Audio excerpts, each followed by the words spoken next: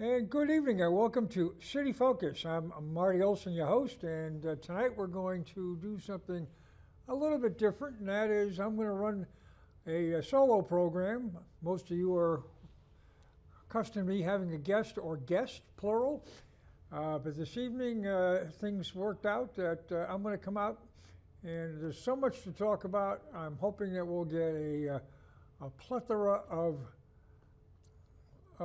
phone calls this evening, and the number is 860-445-7499, and please feel free to call in.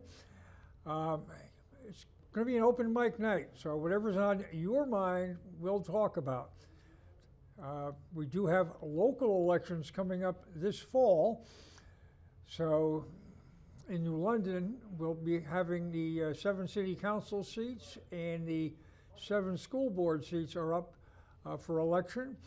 And at the moment, the Democrats hold sway across the board. And that is important, I think, for a diversity of thought, that we get some Republicans elected. And if you're interested in running, please, you can contact our chair, John Martin. Contact me, Rob Pirro, Adam Spracacci, party leaders over the course of many years, and get you plugged in and get you prepared for an aggressive campaign, and to be able to offer your thoughts on how we can improve our community. New London is always in the news, and there's always room for improvement. So please feel free to share your thoughts. We also have a special election coming up, and that will be on February 25th, and that encompasses District 3, which is the south end of New London, and a big swath of Groton. The Democratic Party has nominated their candidate for this position, and this opened up when Christine Connolly, who had been the incumbent, won her re-election bid this past fall, and has just recently received an opportunity to get a judgeship, which she accepted, opening up the seat. The GOP has a candidate who I've met once. He came to our last town committee meeting, and his name's Bob Boris, and he lives over here on Groton. And just as a note that we are airing this program now from Groton, no longer in Waterford. We're no longer on My Rock Avenue. We're on Plaza Road, off of Route 12 in Groton, and looking forward to establishing a good long relationship here with Frank Vicini and Drew Wilson, who always treated me well when we were over on the other side. So I would encourage you, in this very compressed time frame with the special election for the state rep position for the 40th district, to get to know the candidates and give good thought on who you're going to get behind. It's going to be very difficult for candidates on either party to get out and about and meet many people in such a short time. It's roughly a month.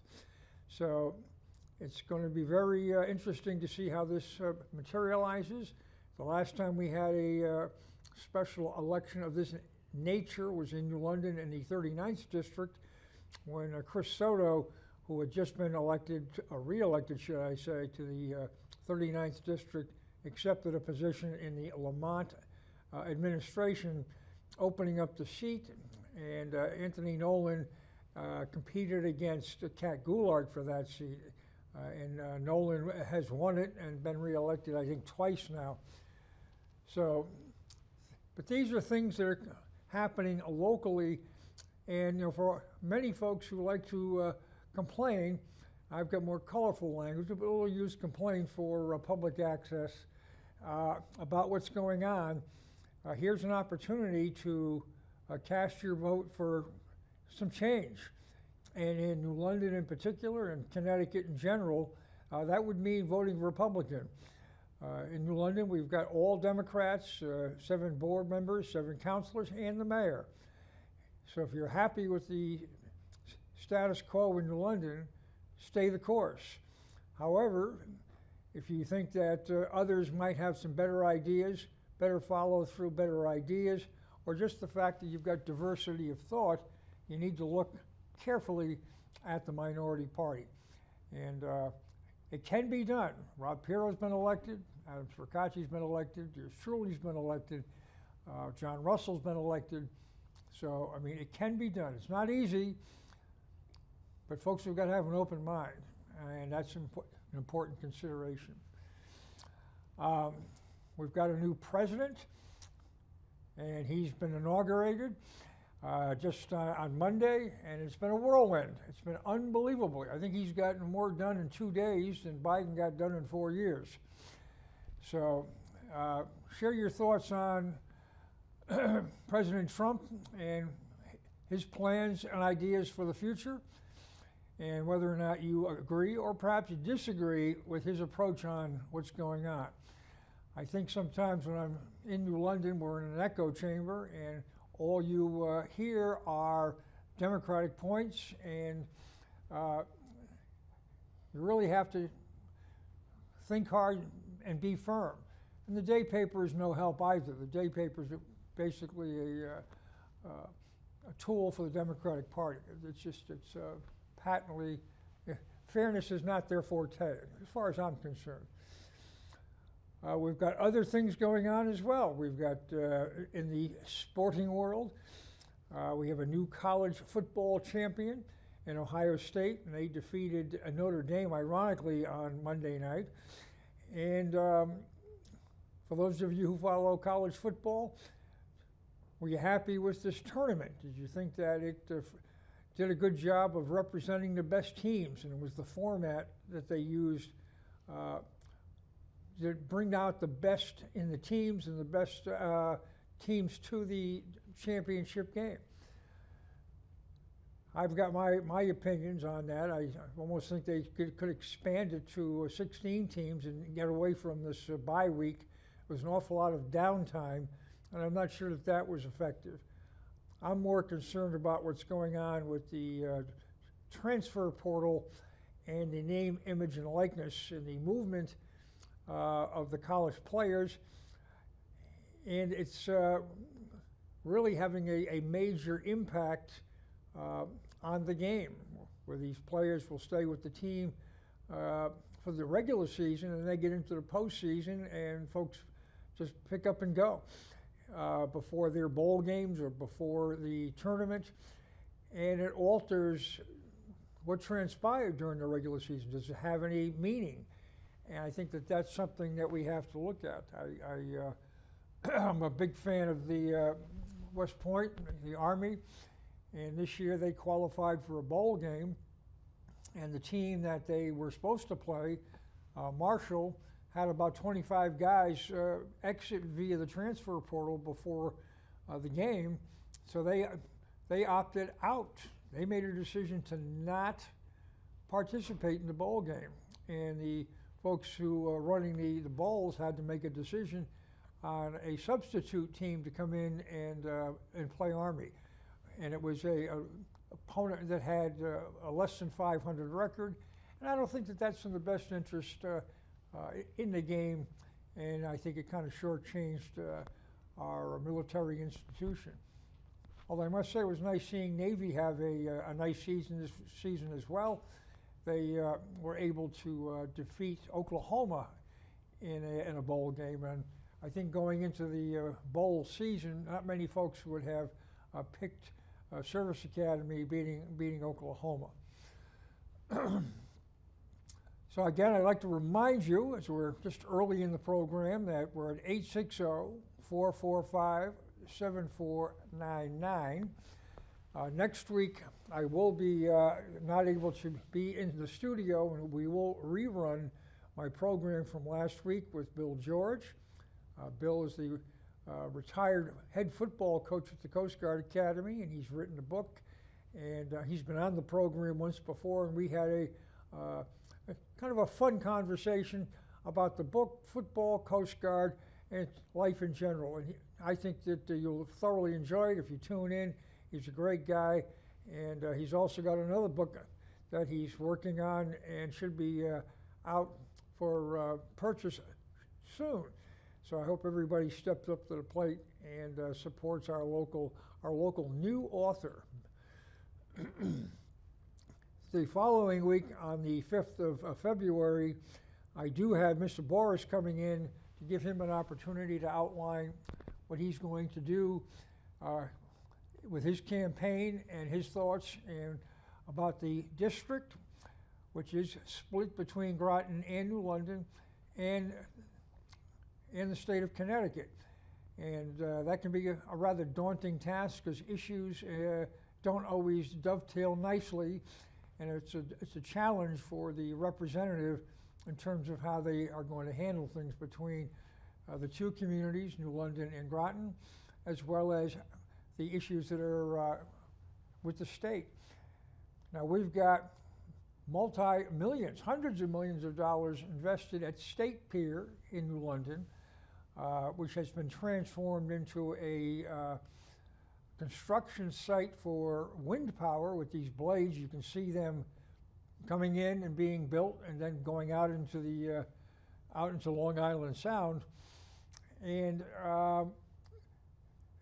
this has been, from where I sit anyway, a bit of a financial fiasco in that the firm from Denmark, they're only committed by contract to, I think it's about $93 million, and anything over that in regards to this, the state of Connecticut, the taxpayers are on the hook, and we're up over $350 million. So it's turning into a financial morass.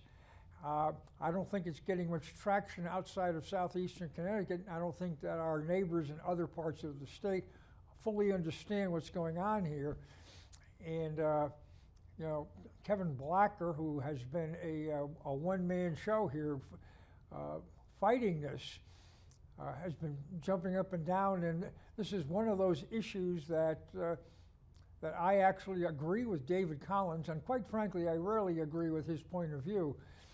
But on this one here, I think that he's hit the nail on the head in terms of the costs associated. Cost overruns is probably a more apt way to put it. And I think that, you know, we really need to evaluate this. And I believe that we have committed to 10 years to this, this firm. So whether or not they're doing anything or not, our hands are tied. You know, and it's called State Pier for a reason. I mean, the city of New London does not own this. It's owned by the state of Connecticut. And they have leased this facility out. And much of which has gone on here has really puzzled me to where we are today. The fact that they filled in roughly 6 acres in the river to tie 2 piers that were in pretty tough shape, especially the Central Vermont Pier, so that they could do their lay down in construction. And nobody, I mean nobody in the environmental groups raised a hand, lifted a voice to say, what's going on here? I mean, these are the folks that would normally get nervous if you moved a clam or a blade of eelgrass, and here they allowed 6 acres of area to be filled in without a peep. I just don't understand that. And where are they? If you're out there listening now, call in and tell me. I'd like to learn something.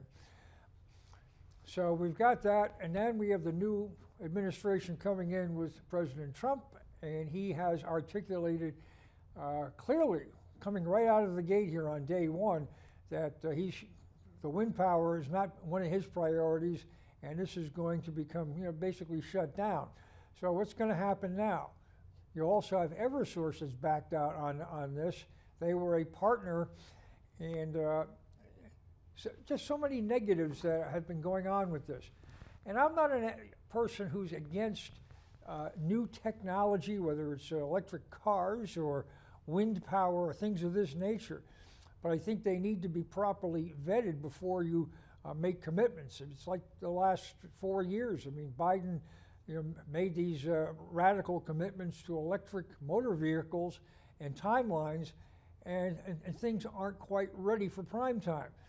And I really think that it's in our best interest that we vet these things, and also America being a country that we like to say we have freedom and freedom of choice, that in fact that we do, that we don't just shut the door and make folks have to do things that they may or may not want to do or afford to do.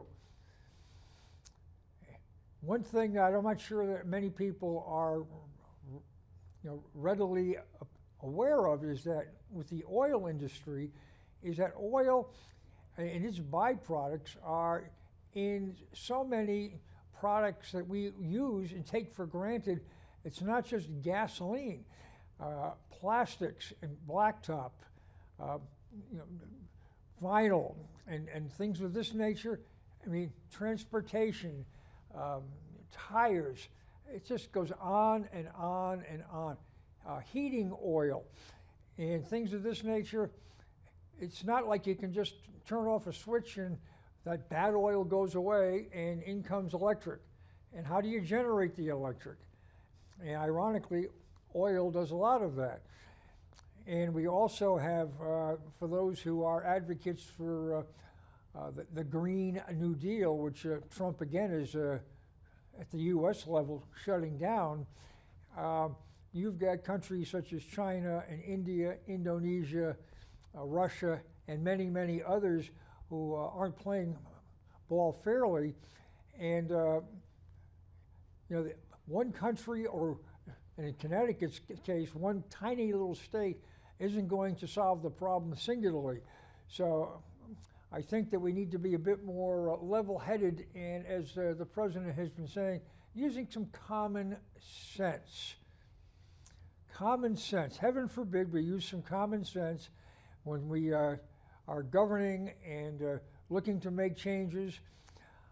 It's interesting with the electric car. You've got Elon Musk, who's jumped on the Trump train, and with his the Tesla and the electric car. I mean, obviously he's all in, and the guy's brilliant. And I think that folks ought to be looking at him and taking his cue on how he's approaching things, because he's not being rattled with the approach that Trump is taking. He's embracing it. And his embrace of freedom of speech is terrific. How that's been handled the last 4 years is a disgrace. Shutting people down, whether it be in conversation, what they write, where they write, social media. Our country's founded on freedom of speech. And this is how you make things better, let things rise and fall on the merits of the idea. Not because some pinhead thinks that he's got the only idea and we will use that one and everybody else gets shut down. So folks, 860-445-7499. Please give me a call, and let's join in the conversation here. And on whatever it may be getting you excited, the wildfires out on the West Coast, how much of this is nature, how much of this has been political, and is the politics on either side of the coin got you hot and bothered, and if so, why? Again, I think that the mayor of Los Angeles has really embarrassed herself with how she's handled this, and I don't think that the governor out there, Mr. Newsom, has been a star either. But when they're putting money away to protect themselves from Trump, then you see where here they need funds and they don't have it. Where are their priorities? I think they're misguided, and that's just being charitable. We do have, I'll get back to football here, we do have this Sunday conference championships. The Kansas City Chiefs are looking to make it, I believe, 3 Super Bowl wins in a row, which would be historic. And they are playing the Buffalo Bills. And the winner of that game will go to the Super Bowl. And Buffalo, many years ago, made it to 4 straight Super Bowls. Unfortunately, they were unsuccessful in all 4. So there's a storyline there for sure. And then in the National Conference, you've got the Philadelphia Eagles, who will be hosting their neighbors, the Washington Redskins / Commanders. And Washington certainly is the darling team who's come out of nowhere in this playoffs to make it this far, and we'll see if they have the what it takes to get over the top and get back into the Super Bowl. But they certainly, if you were betting on them at the beginning of the year, I don't think you'd had a lot of competition. I don't think many people thought that Washington was going to be going very far. Last year they were, I don't know, they only won 3 or 4 games. So it'd be this kind of a turnaround is kind of neat. That's why they play the games, as they say, on any given Sunday. And if there's anybody has any consideration or thought about Bill Belichick moving into the college ranks at University of North Carolina, the Tar Heels, and how he'll make out and succeed, you know, the things are changing so fast. It's hard to keep up again with the name, image, and likeness, the players being paid, and the opportunity to move so quickly. I mean, up until very recently, players, if they transferred to another school, would have to sit out a year. And you know, that is obviously not the case anymore. And often many players they'll pick up and move if a coach picks up and moves. So it's you got to keep your eye on the ball, as they say. You know, the success that Indiana enjoyed this year, their coach had moved from, I think it was James Madison, and you know, Indiana had been a bottom feeder in the Big Ten for a long, long time, and the new guy comes in, brings in a whole boatload of new players, and they had extraordinary success and got into the championship tournament and had a terrific season. So, but things can change on a dime. UConn football had a surprisingly good season. You know, they started off horrifically, big loss to Maryland, and they lost a couple early in the season, and it looked like, well, same old for the Huskies, but they turned it around and ended up 9-3, and then they go up to Fenway Park and ironically beat North Carolina for a 10-win season. So they had a pretty nice season, and if they are able to keep their core players, it might be worthwhile keeping an eye on the Huskies next season, especially if they don't lose too many guys in the transfer portal. And do anybody have any thoughts on the UConn men and women basketball squads? How about Coach Hurley's temperament? He seems to be taking a page out of the Bobby Knight school of just high energy, over the top. And the women having 2 of their big stars back and forth with injuries with Paige Beckers and Ms. Fudd.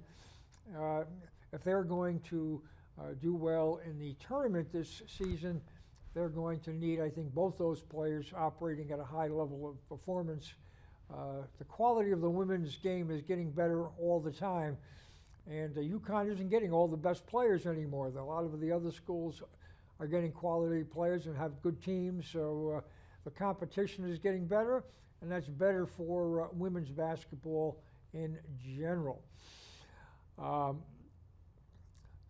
Again, I would like to reinforce, we've got plenty to talk about here, folks, so don't be shy in terms of what might be on your mind. In New London, we've got a recreation center that's being built. Do you have any thoughts on that in terms of the model that the city is using in terms of farming out operations to an outside firm? and it's going to be a for-profit model there. And is that in the city's best interest? And are our own citizens going to be able to afford to use it? Will our youth be able to afford to use it? You know, one of the key components of this rec center will be participation in out-of-towners, our neighbors, paying fees to use the facility. And I think that's a pipe dream. I just don't think that we're going to be seeing our neighbors from Waterford and East Lyme out into the Limes or Montville, etc., or heaven forbid coming over the bridge into the Groton, Ledyard, Mystic area, making their way into Fort Trumbull to use our new facility, especially when many of these communities already have rec centers, YMCAs, or their school systems already have gyms and, perhaps more importantly, swimming pools. So the proof will be in the pudding here, but we've got a facility that was originally budgeted at $30 million. It's grown to $40 million, and the facility is now smaller than it was originally intended to be. So I'm just having a hard time wrapping my head around how this is all going to work out and be fiscally responsible, because if it's not, the taxpayers in London are going to be the ones footing the bill. And I mean, everybody's for kids, and everybody wants a facility that's going to help keep the kids directed in a positive direction and keep them from running around in the streets and getting into trouble. But I think that we have to be pragmatic as well. And at the moment, everything that's been posted in the paper anyway has been rather ambiguous in terms of how they're going to make this stuff work. And I find that to be a bit disingenuous, because the public has had very little input in terms of the facility in general, and now in terms of programming, operations, finances, you know, we're all being left in the dark. And Mayor Passero, when he ran for council, going back to his days before mayor, has always wanted to have a community center. And in the early days, I supported those desires and actually served on committees trying to effectuate a positive outcome there. But things just seem to get railroaded, and as he moved into the mayor's position, he has not been very magnanimous in terms of getting community input. I mean, he's very, very singular in terms of how he approaches things, and he doesn't take constructive thought or criticism very well either. You can have an alternative opinion and not be anti-New London. And that's something important, Mike. Got to understand that. And a lot of us here who love our community just like you do, and we may or may not agree with how we get to the point B. The point is that we get from point A to point B and do it responsibly. I'm concerned too, we've got all these apartments going up, and they're all high end, and you don't hear this from the Democrats, but we're looking at New London and gentrification in a big time manner. All these apartments going up are high end, very expensive. They're catering primarily to the young professionals and engineers at Electric Boat, and young singles, young couples, empty nesters. And when you're renting, it allows for, I would say, an easy exit. So folks, they get a new job, they get a promotion, they don't like the area or whatever, they can spin right out of here. Or if they're staying in the area and the folks get married and they have children, our schools become a problem and an issue because they're not performing at optimum level, and we're still scraping our knuckles and competing with Hartford, Bridgeport, and New Haven.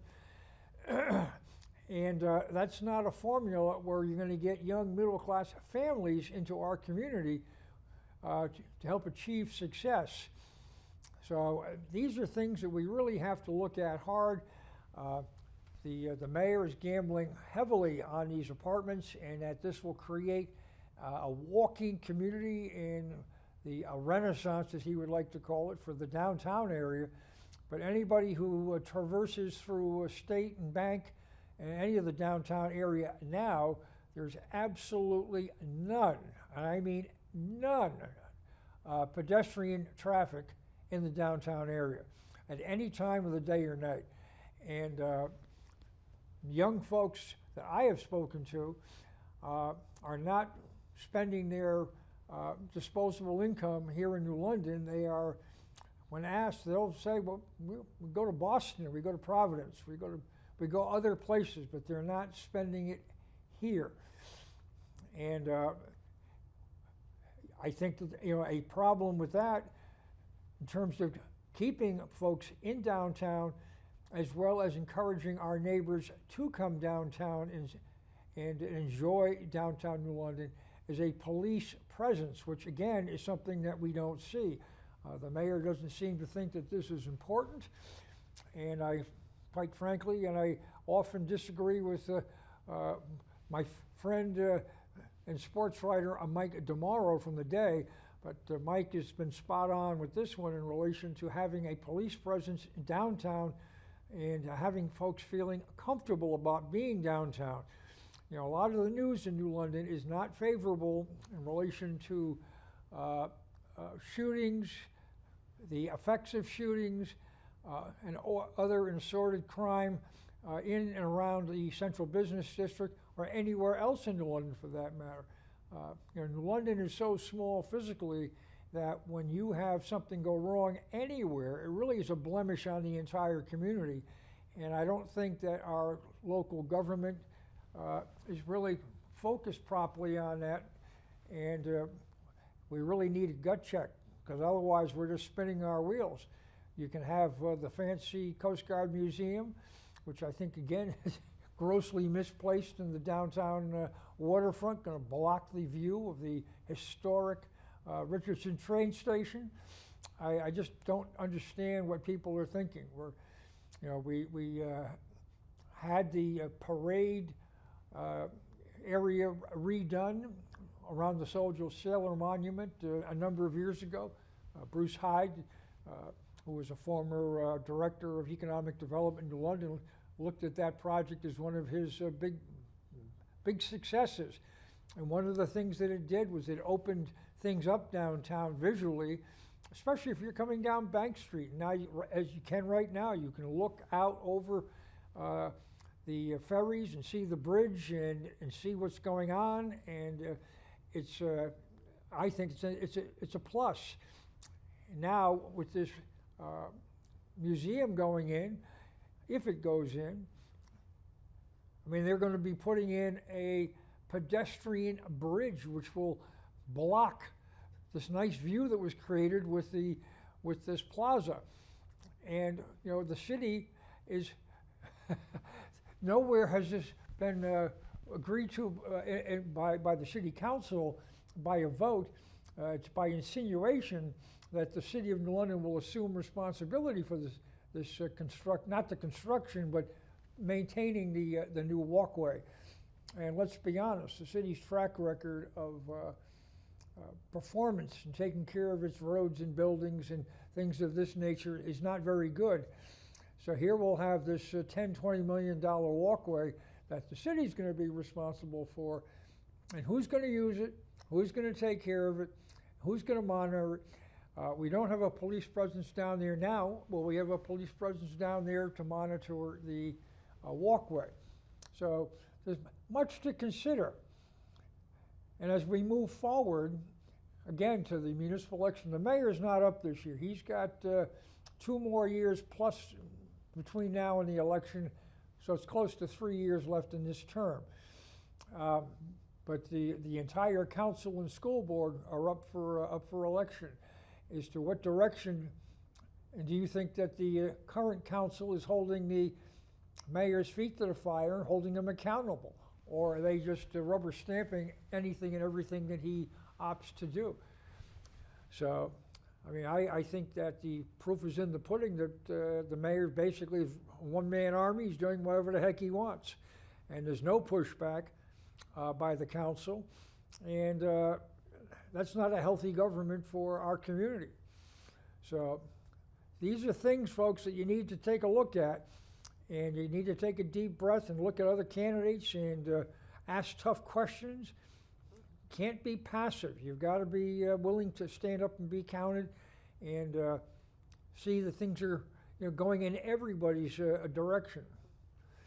I will note that you're watching City Focus. I'm Marty Olsen, your host. I've been doing this job now for over 10 years, and I enjoy being able to share my thoughts about what's going on in our community and beyond, as well as a plethora of, I think, quality guests to come in and discuss a myriad of topics. And so tonight we're doing a little bit different. You're getting the one-man show. So please feel free to give us a call, 860-445-7499. We're in our new digs here in Groton. It's a much bigger set to work out of. The lighting is much brighter. And I must say that the set in the studio here is, the quality is terrific. And we've got a bigger table, and we can handle more things, I think, in this new digs here. We can have more guests and do it comfortably. I have had a couple of times in the past musical acts in the studio on set, and I think this place here will lend itself to do that more comfortably because it's got more space and, again, better lighting. So I'm looking forward to expanding our programming and what we're doing and how we will make this a more enjoyable experience for you and that you'll want to tune in. I know that my program, they rerun it pretty frequently and regularly in between shows, and also that they put it up on YouTube for me. So if you're interested in watching the program at your leisure and not be tied down to a schedule, you can go to YouTube and search for Marty Olsen City Focus, SEC TV. And again, I want to thank SEC TV. This is a break from the cable operations. This is their own sole deal here. They're a 501c3 and operating independently. So we have a little bit more latitude, and I like that. And I'm looking forward again to expanding our guest base and topics and things that we can discuss. I'm just trying to think. One of the things that I find amusing is that with the recreation center and the call to have the operations go via a private operator, it's just this past summer that the mayor was slamming David Shagru and the firm he works for and the operations at Ocean Beach Park, and how they don't make money and how the city is paying through the nose. And he was just so negative and looking at me. It was obvious he was trying to get Shagru and his firm out of there. And here they're taking the same template and moving it over to the rec center, and they're expecting a different result. It's just hard. It's hard to wrap your head around. You just, what are these guys thinking down there? And I tell you, I think Dave Shagru does a terrific job. He worked very hard at Ocean Beach, and at that facility, I must say that the weather plays the key role in terms of the success each year at Ocean Beach. I mean, if you got a nice, bright, sunny, warm summer, the beach does well. If you've got a summer that's cool or lots of rain, folks don't go to the beach; they go other places. So, I think Dave does a terrific job with what he has to work with, and we need to also recognize that their firm is there to operate the beach. The city is still responsible for the buildings and the beach itself, the boardwalk, and the pool. So when folks start to slam Dave and his group with the condition of the place, it's misplaced. It's the city that's not doing their job. I had suggested years ago when I ran for mayor that we really needed an elevator to service the banquet hall. Makes me wonder how much business that we are not getting in the banquet hall because we don't have an elevator to take care of folks who can't handle hills or stairs and handicapped and things of that nature, along with just basic code. So I think that we really have to step it up, and ignoring the problems don't make them go away. So I'll continue to bring up these things, folks, and you can come down and shoot the breeze with me when I'm working for Andy Grant down at Ace Hardware in Waterford, and I'm on the register there, and they give me a little latitude to chit chat and to discuss the issues of the day. So don't be shy and come on down and we can discuss some of the topics that are concerning you. But I'm looking forward, again, this new home. This is my second time over here on the air, and I'm enjoying it. It's it's begging for use. So, but I think that with tonight, I think we've done well, and I think I'm going to call my evening now, and wish you guys all a good night, and we'll see you. I'll be in the studio in 2 weeks. Next week you'll be getting a rerun with Bill George, and I look forward to that. But with that, I'm going to say a good night, and we'll see you next time.